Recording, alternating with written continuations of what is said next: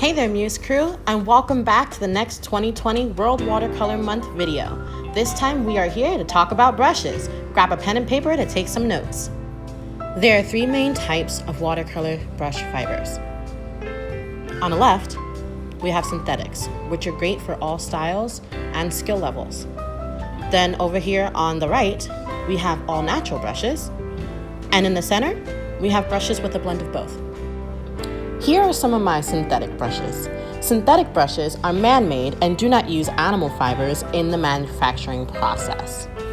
Synthetic brushes hold less water, have a lot more spring, and retain their shape. They allow for more precise lines and typically are much more affordable than natural hair brushes. On the left, I have a brush that mimics squirrel hair, and then next to it is a mimic Kolinsky sable brush. The two on the right are both Taklon brushes. As you can see with these two Taklon brushes, they have quite a lot of spring to them.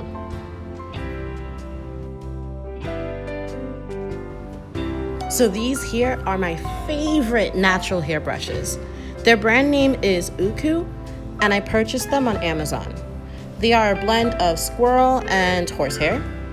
Most watercolorists prefer squirrel hair for their natural brushes. Squirrel hair brushes are quite absorbent, they blend well and have excellent water control, and their distinct characteristic is being really floppy.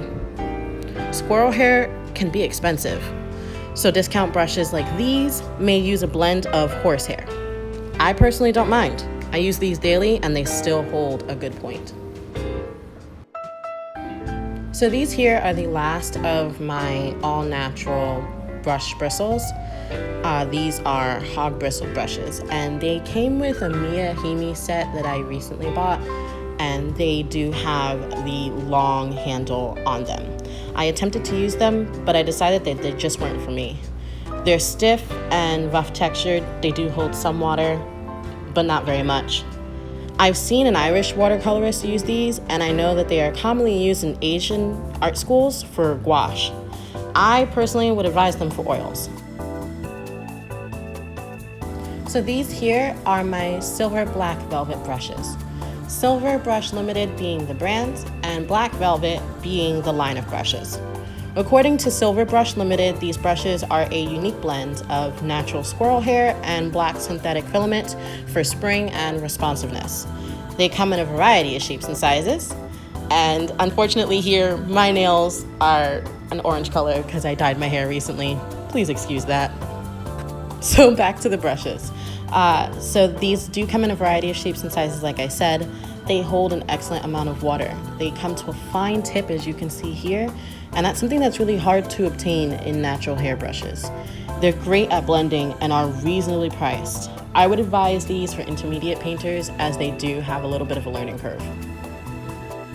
Due to evolving technology, mimic brushes like this Princeton Neptune synthetic Squirrel Quill behave very similarly to the real deal. What makes it a quill is this ferrule. Speaking of ferrules, let's identify the parts of a paintbrush. So where you hold the brush, obviously, is the handle, which is typically made with wood or acrylic plastic.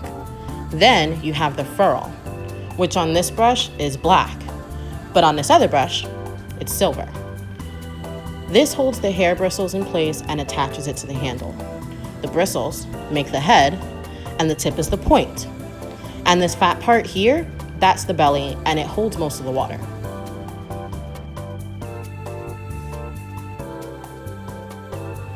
So now we will discuss the different types of ferrules.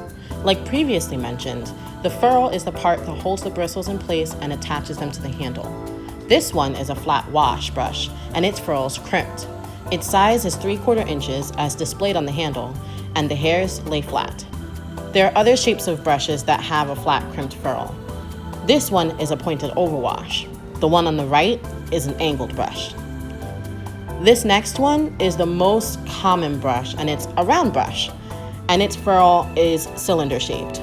Brushes shaped like this are the most versatile to paint with. These two on the left both are quills. They come in various sizes. The left is a large 6, the right is a small 1. They're distinct and easily identified by their ferrule. The plastic is wrapped around the bristles and handle, and they're bound tightly in place by wire. Do not attempt to unwrap this ferrule. Some beginners do mistake the plastic wrap as a protective packaging. These do typically come wrapped in a protective cylinder to keep the head from being damaged in shipping. And these are all the ferrules. Now that we've gone over the facts, every artist has to find a brush that suits their painting style. I like to paint in flowy, expressive strokes using large amounts of water. Therefore, my all-time favorites are these OOKU brushes that I previously mentioned, but they're not always the best brush for the task. As artists, brushes are our tools, and we may use different ones depending on the need at the time. This next one is the Princeton Aqua Elite brush, and they were actually the first brushes that I bought. They're very versatile, they hold a decent point, and aren't too floppy. For me, I think these are the best recommendation for beginners. Next, we have the Princeton Snap brush. This brush has Taklon fibers and is popular with beginners because it's easy to control. However, it doesn't hold much water, nor does it blend well. It creates crisp and distinct brush strokes. As you can see here, this snap is how it's gotten its name. I would advise this brush for artists transitioning from acrylics to watercolors. After you have gained some experience and have learned water control, I would recommend the silver black velvet brushes. It's the happy medium between the all-natural brushes like my favorite OOKU quills and synthetic brushes like the Aqua Elite and snap brushes. Many YouTube artists and professionals recommend this line due to its versatility. It's very absorbent, but it also holds a good point. It's reliable and durable. How about you call it Old Faithful? Next up, an honorable mention. This one here is a brush that I bought as a fan.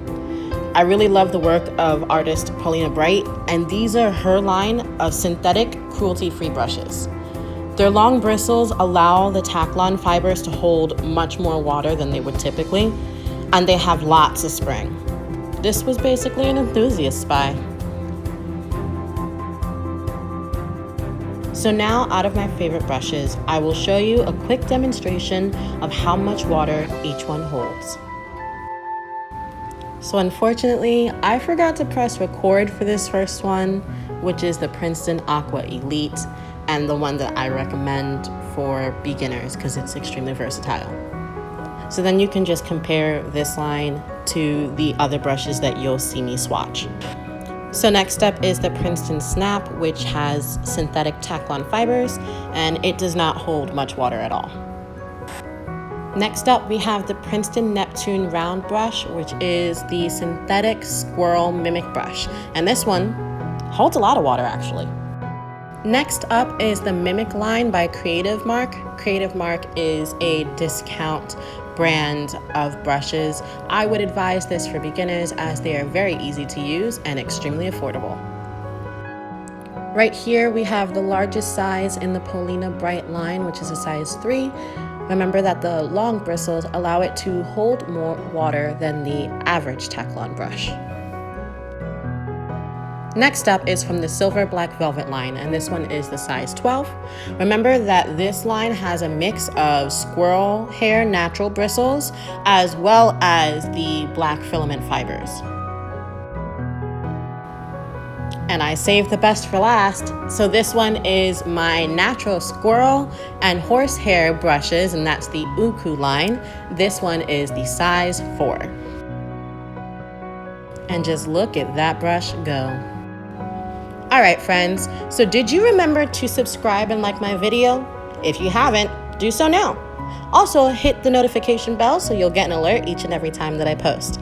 Thank you for watching this installment of 2020's World Watercolor Month video about brushes.